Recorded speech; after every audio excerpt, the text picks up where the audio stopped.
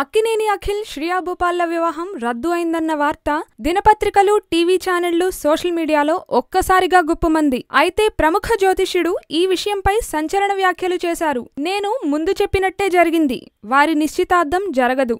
ఒకవేళ జరిగినా వివాహం మాత్రం ఖచ్చితంగా జరగదు అని వారి పెళ్లి టాపిక్ వచ్చినప్పుడే చెప్పాను.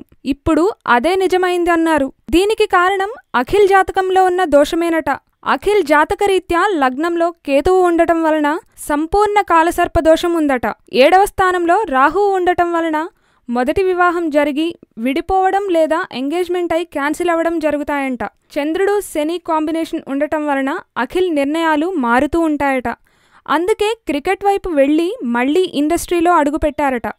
అంతేకాదు, తనని తల్లి కమాండ్ చేస్తుందట. తండ్రి కంటే కూడా తల్లి చెప్పిందే శాసనమంట. వారి వివాహంలో చిక్కులు రావడానికి ఇవే కారణాలు అవుతాయంట. కానీ అఖిల్ జాతకంలోని మిగిలిన గ్రహాల అనుకూలత వలనే అతడు అంత పేరు ప్రఖ్యాతులు గడిస్తాడట. సూర్యగ్రహ ప్రభావం వలన అంత అందంగా ఉన్నాడంట. ఏది ఏమైనా వారి వివాహం రద్దు అయినట్టే అని బలంగా కథనాలు వినిపిస్తున్నాయి.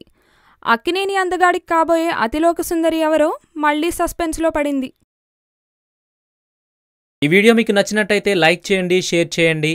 ఇలాంటి మరిన్ని వీడియోస్ కోసం మా జనహితం ఛానల్ని సబ్స్క్రైబ్ చేయండి.